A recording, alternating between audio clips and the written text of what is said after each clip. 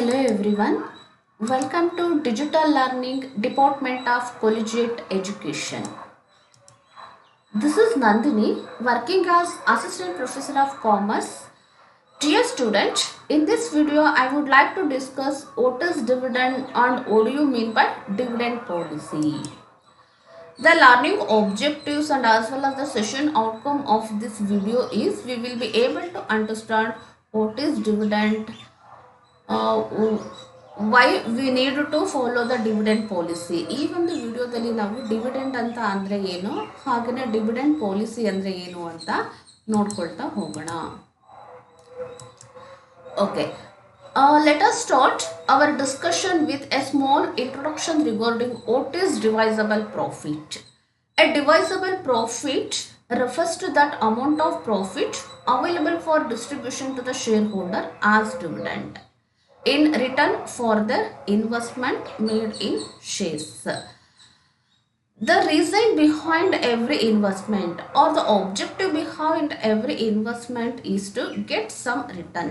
ನಾವು ಯಾವುದ್ರಲ್ಲಾದ್ರೂ ಒಂದು ಕಡೆ ಇನ್ವೆಸ್ಟ್ಮೆಂಟನ್ನು ಮಾಡ್ತಾ ಇದ್ದೀವಿ ಅಂತ ಅಂದರೆ ಒಬ್ಬ ಕಾಮನ್ ಪೀಪಲಿಂದ ಒಬ್ಬ ರಿಚ್ ಪೀಪಲ್ ಅಥವಾ ಒಬ್ಬ ಇನ್ವೆಸ್ಟರ್ಸ್ವರೆಗೂ ಏನಿರುತ್ತೆ ಒಂದು ಮೇಜರ್ ಆಬ್ಜೆಕ್ಟಿವ್ ಅಂತ ಅಂದರೆ ನಾವು ಮಾಡಿರೋ ಇನ್ವೆಸ್ಟ್ಮೆಂಟ್ ಮೇಲೆ ಸ್ವಲ್ಪ ಪೋರ್ಷನ್ ಆಫ್ ರಿಟರ್ನನ್ನು ಅರ್ನ್ ಮಾಡಬೇಕು ಅಂತ. ಕಾಮನ್ ಪೀಪಲ್ ನಾವೆಲ್ಲ ಏನು ಮಾಡ್ತೀವಿ ಅಂತ ಅಂದರೆ usually we will keep our savings amount in the bank in the form of deposit in order to earn the interest along with safety purpose. Common people ನಾವೆಲ್ಲ ಏನು ಮಾಡ್ತೀವಿ, instead of investing in shares we are going to deposit our amount in the ಬ್ಯಾಂಕಲ್ಲಿ usually investment ಮಾಡ್ತೀವಿ.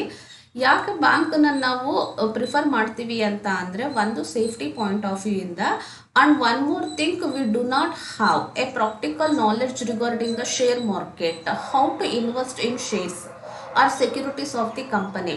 Share ಮಾರ್ಕೆಟಲ್ಲಿ ಹೇಗೆ transaction ಮಾಡಬೇಕು ಅಂತ ನಮಗೆ ಪ್ರಾಕ್ಟಿಕಲ್ ನಾಲೆಡ್ಜ್ ಅಷ್ಟು ಇರೋದಿಲ್ಲ, ಮತ್ತು ಅಲ್ಲಿ ಸ್ವಲ್ಪ ರಿಸ್ಕು ಕೂಡ ಜಾಸ್ತಿ ಇರುತ್ತೆ. ಹಾಗಾಗಿ ನಮ್ಮ ಪ್ರಿನ್ಸಿಪಲ್ ಅಮೌಂಟು ಸೇಫ್ಟಿ ಆಗಿರಲಿ ಅನ್ನೋ ಒಂದೇ ಒಂದು ರೀಸನ್ಸಿಂದ ನಾವು ಏನು ಮಾಡ್ತೀವಿ, ಬ್ಯಾಂಕ್ಗಳಲ್ಲಿ ಇನ್ವೆಸ್ಟ್ಮೆಂಟ್ ಮಾಡ್ತೀವಿ. Along with safety we can also get minimum amount in the form of return, interest ಫಾರ್ಮಲ್ಲಿ ನಮಗೆ ಅಲ್ಲಿ ಸ್ವಲ್ಪ ರಿಟರ್ನ್ ಕೂಡ ಸಿಗುತ್ತೆ. ಅದು ಸ್ವಲ್ಪ ರಿಸ್ಕ್ ತಗೊಳ್ಳೋದಕ್ಕೆ ಯಾರು ರೆಡಿ ಇರ್ತಾರೆ, the people who are ready to bear risk and who would like to get more return. ಯಾರು ಜಾಸ್ತಿ ರಿಟರ್ನ್ಸನ್ನು ಎಕ್ಸ್ಪೆಕ್ಟ್ ಮಾಡ್ತಾ ಇರ್ತಾರೆ, ಹಾಗೆಯೇ ರಿಟರ್ನ್ಸ್ನ ತಗೊಳ್ಳೋದಕ್ಕೆ ಇಂಟ್ರೆಸ್ಟ್ ಇರುತ್ತೋ ಅವ್ರು ಏನು ಮಾಡ್ತಾರೆ ಅಂತ ಅಂದರೆ ಕಂಪನಿಯ ಶೇರ್ಸ್ಗಳಲ್ಲಿ ಇನ್ವೆಸ್ಟ್ಮೆಂಟನ್ನು ಮಾಡ್ತಾರೆ. What is the return we will get in bank interest, ಬ್ಯಾಂಕಲ್ಲಿ ನಾವು ತಗೊಳ್ಳುವಂತಹ ಇಂಟ್ರೆಸ್ಟ್ ಹೇಗೆ ನಮಗೆ ರಿಟರ್ನ್ ಆಗುತ್ತೋ ನಮ್ಮ ಸೇವಿಂಗ್ಸ್ ಅಮೌಂಟ್ ಮೇಲೆ. Likewise what is the investment made by the shareholders in the company, they will get the return in the form of dividend. ನಮಗೆ ಬ್ಯಾಂಕುಗಳು ಇಂಟ್ರೆಸ್ಟನ್ನು ಹೇಗೆ ಕೊಡುತ್ತೋ ನಮ್ಮ ಡೆಪಾಸಿಟ್ ಅಮೌಂಟಿಗೆ, ಅದೇ ರೀತಿಯಲ್ಲಿ ಶೇರ್ ಹೋಲ್ಡರ್ಸು ಅವರು ಶೇರ್ಸ್ ಮೇಲೆ ಮಾಡಿರುವಂಥ ಇನ್ವೆಸ್ಟ್ಮೆಂಟಿಗೆ ಕಂಪನಿ ಕೊಡುವಂತಹ ರಿಟರ್ನ್ ಏನಿರುತ್ತೋ ಅದನ್ನು ನಾವಿಲ್ಲಿ ಡಿವಿಡೆಂಡ್ ಅಂತ ಹೇಳ್ತೀವಿ. ಹಾಗಂದರೆ ಇಲ್ಲಿ ಒಂದು ಥಿಂಗ್ ಏನು ಕ್ಲಿಯರ್ ಆಗುತ್ತೆ ಅಂತ ಅಂದರೆ, reason behind every investment there is a some objective. ಯಾವುದೇ ಒಂದು ಇನ್ವೆಸ್ಟ್ಮೆಂಟನ್ನು ನಾವು ಮಾಡ್ತಾ ಇದ್ದೀವಿ ಅಂತ ಅನ್ನೋದು ಶೇರ್ಸ್ ಮೇಲೆ ಆಗಿರ್ಬೋದು, ಡಿಬೆಂಚರ್ ಮೇಲೆ ಆಗಿರ್ಬೋದು, ಇಲ್ಲ ಯಾವುದಾದ್ರೂ ಒಂದು kind of instrument, securities, bank deposit, ಪ್ರತಿಯೊಂದ್ರದ್ದು ಇನ್ವೆಸ್ಟ್ಮೆಂಟ್ ರೀಸನ್ ನಮ್ಮ ಆಬ್ಜೆಕ್ಟಿವ್ ಏನಿರುತ್ತೆ ಅಂತ ಅಂದರೆ ಒಂದು ರಿಟರ್ನ್ಸನ್ನು ಎಕ್ಸ್ಪೆಕ್ಟ್ ಮಾಡುವಂಥದ್ದು. ಹಾಗಾಗಿ ಇಲ್ಲಿ ಡಿವೈಸಬಲ್ ಪ್ರಾಫಿಟ್ ಅಂತ ಅಂದರೆ ಏನು, what is the amount of profit available for distribution to the shareholders as dividend. Every year company earn ಮಾಡುವಂತಹ ಪ್ರಾಫಿಟಲ್ಲಿ ಶೇರ್ ಹೋಲ್ಡರ್ ಅವ್ರು ಮಾಡಿರುವಂಥ ಇನ್ವೆಸ್ಟ್ಮೆಂಟಿಗೆ ಸಮ್ ಪೋರ್ಷನ್ ಆಫ್ ಅಮೌಂಟನ್ನು ನಾವು ಸಮ್ ಪೋರ್ಷನ್ ಆಫ್ ಪ್ರಾಫಿಟನ್ನು ನಾವು ಏನು ಮಾಡ್ತೀವಿ, ಡಿವಿಡೆಂಡ್ ಆಗಿ ಡಿಕ್ಲೇರ್ ಮಾಡ್ತೀವಿ. ಎಲ್ಲ ಪ್ರಾಫಿಟನ್ನು ಡಿಕ್ಲೇರ್ ಮಾಡೋದಿಲ್ಲ, ಸಮ್ ಪೋರ್ಷನ್. ಯಾವ ಪೋರ್ಷನನ್ನು ನಾವಿಲ್ಲಿ ಡಿವಿಡೆಂಡ್ ಆಗಿ ಡಿಕ್ಲೇರ್ ಮಾಡ್ತೀವೋ ಅದು ನಮಗಿಲ್ಲಿ ಡಿವೈಸಬಲ್ ಪ್ರಾಫಿಟ್ ಆಗಿರುತ್ತೆ. Okay, and one more thing ಏನು ಅಂತ ಅಂದರೆ, ಫುಲ್ ಪ್ರಾಫಿಟನ್ನು ನಾವು ಯಾಕೆ ಶೇರ್ ಹೋಲ್ಡರ್ಸಿಗೆ ಕೊಡೋದಕ್ಕಾಗಲ್ಲ ಅಂತ ಅಂದರೆ, because we have to give interest to the creditors who have sanction in who have invested in debentures and to the financial institutions. ನಾವು ಇನ್ವೆಸ್ಟ್ಮೆಂಟನ್ನು ಜಸ್ಟ್ ಶೇರ್ ಹೋಲ್ಡರ್ಸಿಂದ ಮಾತ್ರ ಕಲೆಕ್ಟ್ ಮಾಡಿರೋ ಫಂಡನ್ನು ಇನ್ವೆಸ್ಟ್ಮೆಂಟ್ ಮಾಡಿರೋದಿಲ್ಲ, ಕ್ರೆಡಿಟರ್ಸಿಂದ ಫಂಡ್ಸ್ನ ಬರೋ ಮಾಡಿರ್ತೀವಿ. ಡಿಬೆಂಚರ್ ಹೋಲ್ಡರ್ಸ್ ಇಂದ ಫಂಡ್ಸ್ ನ ಬಾರೋ ಮಾಡಿರ್ತೀವಿ. ದೆನ್ ಫಿನಾನ್ಷಿಯಲ್ ಇನ್ಸ್ಟಿಟ್ಯೂಷನ್ಸ್ ಇಂದ ನಾವು ಶಾರ್ಟ್ ಟರ್ಮ್ ಹಾಗೇನೆ ಲಾಂಗ್ ಟರ್ಮ್ ಲೋನ್ಸ್ ಈ ತರ ಎಲ್ಲ ಬಾರೋ ಮಾಡಿರ್ತೀವಿ. First we have to give priority to them. ಅವರಿಗೆ ಫಸ್ಟ್ ನಾವು ಪ್ರಿಯಾರಿಟಿನ ಕೊಡಬೇಕಾಗುತ್ತೆ, ಅವರಕ್ಕೆ ಇಂಟ್ರೆಸ್ಟ್ ಅನ್ನ ನಾವು ರೀಪೇಮೆಂಟ್ ಮಾಡೋದ್ರಲ್ಲಿ. ಈ ಎಲ್ಲ ಪೇಮೆಂಟ್ ನ ಮಾಡಿ and some portion of amount we have to keep in the form of reserve for the purpose of meeting the contingencies. ಅಂದ್ರೆ ಬರುವಂತಹ ಕರೆಂಟ್ ಇಯರ್ ಪ್ರಾಫಿಟ್ ಅಲ್ಲಿ ಸ್ವಲ್ಪ ಪೋರ್ಷನ್ ಆಫ್ ಅಮೌಂಟ್ ನಾವು ಕಾಂಟಿಂಜೆನ್ಸಸ್ ನ ಮೀಟ್ ಮಾಡೋದಕ್ಕೆ ರಿಸರ್ವ್ ಆಗಿ ಕ್ರಿಯೇಟ್ ಮಾಡ್ತೀವಿ. ಮತ್ತೆ ಏನ್ ಫಂಡ್ಸ್ ನ ಬಾರೋ ಮಾಡಿರ್ತೀವಿ ಅಲ್ವಾ, ಅವರಿಗೆಲ್ಲ ನಾವು ಇಂಟ್ರೆಸ್ಟ್ ನ ಪೇ ಮಾಡಬೇಕಾಗಿರುತ್ತೆ, ಹಾಗೇನೆ ಪ್ರಿನ್ಸಿಪಲ್ ಅಮೌಂಟ್ ನ ರೀಪೇಮೆಂಟ್ ಮಾಡಬೇಕಾಗಿರುತ್ತೆ. ಸೊ ಇದನ್ನೆಲ್ಲ ಮೈಂಡ್ ಅಲ್ಲಿ ಇಟ್ಕೊಂಡು ಈ ಎಲ್ಲ ಫ್ಯಾಕ್ಟರ್ಸ್ ನಾವು ಕನ್ಸಿಡರೇಷನ್ ಗೆ ತಗೊಂಡು ಇನ್ನು ರಿಮೈನಿಂಗ್ ಪೋರ್ಷನ್ ಆಫ್ ಪ್ರಾಫಿಟ್ ಏನಿರುತ್ತೋ ಅದನ್ನ ನಾವು ಶೇರ್ ಹೋಲ್ಡರ್ಸ್ಗೆ ಡಿವಿಡೆಂಡ್ ಆಗಿ ಡಿಕ್ಲೇರ್ ಮಾಡ್ತೀವಿ. ಅವರಿಗೆ ಡಿವಿಡೆಂಡ್ ಆಗಿ ಡಿಕ್ಲೇರ್ ಮಾಡುವಂತ ಅಮೌಂಟ್ ನಾವಿಲ್ಲಿ ಡಿವೈಸಬಲ್ ಪ್ರಾಫಿಟ್ ಅಂತ ಹೇಳ್ಬೋದು. ಓಕೆ, ಹಾಗಾದ್ರೆ ಡಿವಿಡೆಂಡ್ ಅಂತ ಅಂದ್ರೆ ಎಕ್ಸಾಕ್ಟ್ ಆಗಿ ನಾವು ಏನ್ ಹೇಳ್ಬೋದು ಅಂತ ನೋಡೋಣ.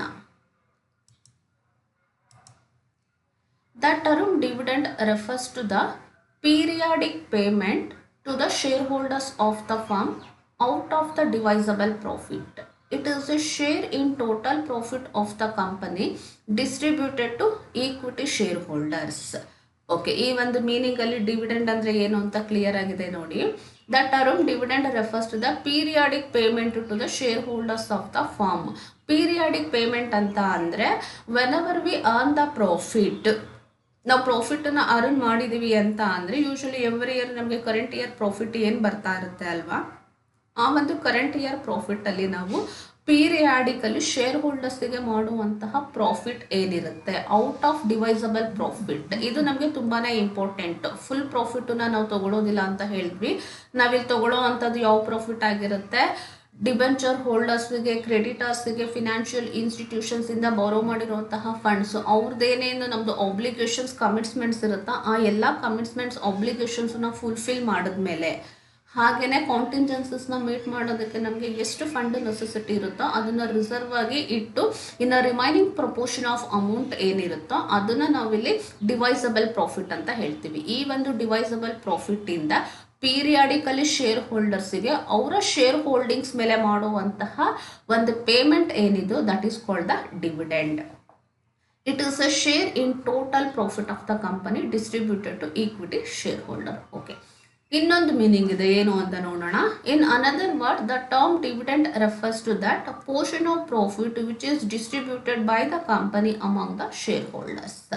So this is also one of the meaning, that is dividend is the portion of profit which is distributed by the company among the shareholders. ಒಂದು ಕಂಪನಿಯು ಅರ್ನ್ ಮಾಡಿರುವಂತಹ ಪ್ರಾಫಿಟ್ ಅಲ್ಲಿ ಅವರ ಶೇರ್ ಹೋಲ್ಡರ್ಸ್ಗೆ ಎಷ್ಟು ಪೋರ್ಷನ್ ಅನ್ನ ಇಲ್ಲಿ ರಿಟರ್ನ್ ಅಂತ ಕೊಡುತ್ತೆ, ಆ ಒಂದು ರಿಟರ್ನ್ಸ್ ನಾವಿಲ್ಲಿ ಏನಂತ ಕರಿತೀವಿ, ಡಿವಿಡೆಂಡ್ ಅಂತ ಹೇಳ್ತೀವಿ. Portion of profit distributed among the shareholders by the company. Okay, ಒಂದು ಡೆಫಿನೇಷನ್ ಇದೆ ನೋಡೋಣ ಏನಿದೆ ಅಂತ. The Institute of Chartered Accountants of India defines dividend a distribution to shareholder out of profit or reserve available for these purposes. ಇಲ್ಲಿ one thing ನಾವು ಏನು major ಆಗಿ observe ಮಾಡಬೇಕಾಗುತ್ತೆ ಅಂತ ಅಂದ್ರೆ, ಈ ಒಂದು ಡೆಫಿನೇಷನ್ ಪ್ರಕಾರ ಬರೀ ಕರೆಂಟ್ ಇಯರ್ ಪ್ರಾಫಿಟ್ ಅಲ್ಲಿ ಮಾತ್ರ ನಾವು ಡಿವಿಡೆಂಡ್ ಅನ್ನ ಡಿಕ್ಲೇರ್ ಮಾಡ್ಬೋದಾ? No, along with current year profit, we can also declare the dividend out of the reserve which is created by the company for these purpose. Dividend ಡಿಕ್ಲರೇಷನಿಗೋಸ್ಕರನೇ ನಾವೇನಾದರೂ ರಿಸರ್ವನ್ನ create ಮಾಡಿದ್ದೀವಿ ಅಂತ ಅಂದರೆ ಆ ಒಂದು ರಿಸರ್ವ್ ಅಮೌಂಟನ್ನು ಯೂಸ್ ಮಾಡಿಕೊಂಡು ಕೂಡ ನಾವಿಲ್ಲಿ ಏನು ಮಾಡ್ಬೋದು, ಡಿವಿಡೆಂಡನ್ನು ಡಿಕ್ಲೇರ್ ಮಾಡ್ಬೋದು. ಅಂದರೆ ಇಲ್ಲಿ ಒಂದು ಥಿಂಗ್ ಏನು ನಮಗೆ ಕ್ಲಾರಿಫೈ ಆಗುತ್ತೆ ಅಂತ ಅಂದರೆ, ಜಸ್ಟ್ ಕರೆಂಟ್ ಇಯರ್ ಪ್ರಾಫಿಟ್ ಮಾತ್ರ ಅಲ್ಲ, along with the current year profit we can also use the amount which is kept in the form of reserve which is created especially for the purpose of declaration of dividend. ಈಗ some years ಅಲ್ಲಿ ನಮಗೆ profit portion ಕಡಿಮೆ ಆಗೋ chances ಇರುತ್ತೆ, loss ಆಗೋ chances ಇರುತ್ತೆ. ಆವಾಗ ನಮಗೆ ಡಿವಿಡೆಂಡ್ ಡಿವಿಡೆಂಡ್ ಅನ್ನ ಡಿಕ್ಲೇರ್ ಮಾಡೋದಕ್ಕಾಗಲ್ಲ. ಹಾಗಾಗಿ ಕಂಪನಿ ಏನ್ ಮಾಡುತ್ತೆ ಅಂತ ಅಂದ್ರೆ, ಯಾವಾಗ ನಮಗೆ ಇಲ್ಲಿ ಜಾಸ್ತಿ ಪ್ರಾಫಿಟ್ ಬಂದಿರುತ್ತೋ ಅಂತ ಇಯರ್ಸ್ ಅಲ್ಲಿ ಸಮ್ ಪೋರ್ಷನ್ ಆಫ್ ಅಮೌಂಟ್ ಅನ್ನು ಅವರು ರಿಸರ್ವ್ ಫಾರ್ಮ್ ಅಲ್ಲಿ ಡಿವಿಡೆಂಡ್ ಡಿಕ್ಲರೇಷನ್ ಅಂತಾನೆ ಕ್ರಿಯೇಟ್ ಮಾಡಿ ಇಟ್ಕೊಂಡಿರ್ತಾರೆ. ಹಾಗಾಗಿ ಕರೆಂಟ್ ಇಯರ್ ಪ್ರಾಫಿಟ್ ಅನ್ನಾದ್ರೂ ಯೂಸ್ ಮಾಡ್ಕೋಬಹುದು, ಇಲ್ಲ ಅಂತ ಅಂದ್ರೆ ಡಿವಿಡೆಂಡ್ ಡಿಕ್ಲರೇಷನ್ಗೋಸ್ಕರನೇ ನಾವೇನಾದ್ರೂ ರಿಸರ್ವ್ ಅನ್ನ ಕ್ರಿಯೇಟ್ ಮಾಡಿದೀವಿ ಅಂತ ಅಂದ್ರೆ ಆ ರಿಸರ್ವ್ ಅನ್ನ ಬೇಕಾದ್ರೆ ಯೂಸ್ ಮಾಡ್ಕೋಬಹುದು. ಸೊ ಹಾಗಾಗಿ ಈ ಒಂದು ಡೆಫಿನೇಷನ್ ಪ್ರಕಾರ distribution to shareholder out of profit or reserve available for this purpose. ಈ ಎರಡರಲ್ಲಿ ಯಾವುದಾದ್ರೂ ಅಮೌಂಟ್ ಅನ್ನ ಯೂಸ್ ಮಾಡ್ಕೊಂಡು ನಾವೇನ್ ಮಾಡ್ತೀವಿ, ಇಲ್ಲಿ ಡಿವಿಡೆಂಡ್ ಅನ್ನ ಡಿಕ್ಲೇರ್ ಮಾಡ್ತೀವಿ. ಓಕೆ, ಸೊ ಡಿವಿಡೆಂಡ್ ಅಂದ್ರೆ ಏನು ಅಂತ ನೋಡಿದ್ದಾಯ್ತು. Next let us discuss what is dividend policy. Okay, ನೋಡೋಣ. Dividend policy is concerned with the guidelines to decide the amount of profit to be used for distribution of dividend to shareholder and the amount of profit be retained as retained earning in the business. Okay, ಇಲ್ಲಿ ಎರಡು important ಥಿಂಗಿಗೆ ನಾವು ಇಲ್ಲಿ ಎರಡು important ಥಿಂಗನ್ನ ನಾವು observe ಮಾಡಬೇಕಾಗುತ್ತೆ. Dividend policy ಅಂತ ಅಂದರೆ, out of total profit how much proportionate of amount we have to be utilized for the purpose of declaration of dividend, and remaining which proportion of amount or how much proportion of amount we have to be keep in the form of retained earnings. ಅಂದ್ರೆ ತುಂಬಾ simple. Dividend policy ಅಂತ ಅಂದ್ರೆ ಇರುವಂತಹ total profit ಅಲ್ಲಿ ಎಷ್ಟು proportionate of amount ನಾವು dividend ಡಿಕ್ಲರೇಷನ್ಗೆ use ಮಾಡ್ಕೋಬೇಕು, ಹಾಗೇನೇ ರಿಮೈನಿಂಗ್ ಎಷ್ಟು ಪ್ರಪೋರ್ಷನೇಟ್ ಆಫ್ ಅಮೌಂಟ್ ನಾವು ರಿಟೈನ್ಡ್ ಅರ್ನಿಂಗ್ಸ್ ಆಗಿ ನಾವು ಕಂಪನಿನಲ್ಲಿ ಇಟ್ಕೋಬೇಕು. ಇದೆರಡರ ಮಧ್ಯೆ ತಗೊಳ್ಳುವಂತಹ ಡಿಸಿಷನ್ ಏನಿದೆಯೋ ಅದನ್ನ ನಾವು ಡಿವಿಡೆಂಡ್ ಪಾಲಿಸಿ ಅಂತ ಕರಿತೀವಿ. ಈಗ ಫಾರ್ ಎಕ್ಸಾಂಪಲ್ 1 lakh ರೂಪಾಯಿ ನಮಗೆ ಏನಾದರೂ ಪ್ರಾಫಿಟ್ ಬಂದಿದೆ ಅಂತ ಅಂದರೆ 60% ಡಿವಿಡೆಂಡ್ ಪೇಔಟ್ ರೇಷಿಯೋ ಅಂದ್ಕೊಂಡ್ರೆ, ಔಟ್ ಆಫ್ 1 lakh ರೂಪಾಯಿನಲ್ಲಿ ನಾವು 60% ಆಫ್ ಅಮೌಂಟನ್ನು ನಾವು ಡಿವಿಡೆಂಡ್ ಡಿಕ್ಲರೇಷನ್ಗೆ ಯೂಸ್ ಮಾಡ್ಕೊಳ್ತೀವಿ. ಇನ್ನು ರಿಮೈನಿಂಗ್ 40% ಆಫ್ ಅಮೌಂಟ್ ಏನಿರುತ್ತೆ ಅಲ್ವಾ, ಅದನ್ನು ನಾವು ರಿಟೈನ್ಡ್ ಅರ್ನಿಂಗ್ಸ್ ಆಗಿ ಕಂಪನಿನಲ್ಲಿ ರಿಸರ್ವ್ ಆಗಿ ಇಟ್ಕೋಬೇಕಾಗುತ್ತೆ. ಈ ರಿಟೈನ್ಡ್ ಅರ್ನಿಂಗ್ಸನ್ನು ಕ್ರಿಯೇಟ್ ಮಾಡೋ ಮೇಜರ್ ಇಂಟೆನ್ಷನ್ ಏನು ಅಂತ ಅಂದರೆ, in order to meet the future contingencies, ಫ್ಯೂಚರಲ್ಲಿ ಬರುವಂತಹ ಕಾಂಟಿಂಜೆನ್ಸಸ್ನ ಮೀಟ್ ಮಾಡೋದಕ್ಕೆ ನಾವು ರಿಟೈನ್ಡ್ ಅರ್ನಿಂಗ್ಸನ್ನು ಮಾಡ್ತೀವಿ. ಹಾಗಾಗಿ ಪೇಔಟ್ ರೇಷಿಯೋ ಎಷ್ಟು ಅಂತ ಡಿಸೈಡ್ ಮಾಡ್ತೀವಿ ಅಲ್ವಾ, ಅದನ್ನು ನಾವಿಲ್ಲಿ ಡಿವಿಡೆಂಡ್ ಪಾಲಿಸಿ ಅಂತ ಕರಿತೀವಿ. 60%, 40%, 50%, 50% ಈ ಥರ. ನೆಕ್ಸ್ಟ್, ಅಥವಾ ಇನ್ನೊಂದು ಮೀನಿಂಗ್ ಅಲ್ಲಿ ನಾವು ಡಿವಿಡೆಂಡ್ ಪಾಲಿಸಿ ಅಂದ್ರೆ ಏನು ಹೇಳ್ಬೋದು ಅಂತ ಅಂದ್ರೆ, it is the rules and regulation of the company to decide amount of profits used for dividend payment and amount of profit retained as retained earnings. ಎರಡು ಕೂಡ ಸೇಮ್ ಮೀನಿಂಗ್ ಇದೆ. ಪಾಲಿಸಿ ಅಂತ ಅಂದ್ರೆ it is a set of rules and regulation. ಯಾವ rules ಮತ್ತು regulation ಯಾವುದಕ್ಕೆ relevant ಆಗಿ ನಾವಿಲ್ಲಿ ಮಾಡಬೇಕು ಅಂತ ಅಂದರೆ, regarding to decide what amount of profit used for dividend declaration and how much amount of profit should be retained as retained earnings. Rules ಮತ್ತು ರೆಗ್ಯುಲೇಷನ್ಸನ್ನು ನಾವಿಲ್ಲಿ ಟೋಟಲ್ ಪ್ರಾಫಿಟಲ್ಲಿ ಎಷ್ಟನ್ನ ಡಿವಿಡೆಂಡ್ ಡಿಕ್ಲರೇಷನ್ಗೆ ಯೂಸ್ ಮಾಡ್ಕೋಬೇಕು, ಹಾಗೆಯೇ ಇನ್ನು ರಿಮೈನಿಂಗ್ ಎಷ್ಟು ಅಮೌಂಟನ್ನು ನಾವು ರಿಟೈನ್ಡ್ ಅರ್ನಿಂಗ್ಸ್ ಆಗಿ ಕಂಪನಿನಲ್ಲಿ ಇಟ್ಕೋಬೇಕು. ಈ ಎರಡು ಕಾನ್ಸೆಪ್ಟ್ ಬಗ್ಗೆ ನಾವು ಫ್ರೇಮ್ ಮಾಡುವಂತಹ ರೂಲ್ಸು ಮತ್ತು ರೆಗ್ಯುಲೇಷನ್ಸ್ ಏನಿದೆಯಲ್ಲ ಅದನ್ನು ನಾವಿಲ್ಲಿ ಡಿವಿಡೆಂಡ್ ಪಾಲಿಸಿ ಅಂತ ಹೇಳ್ತೀವಿ. Anyway dear student, thank you for watching this video.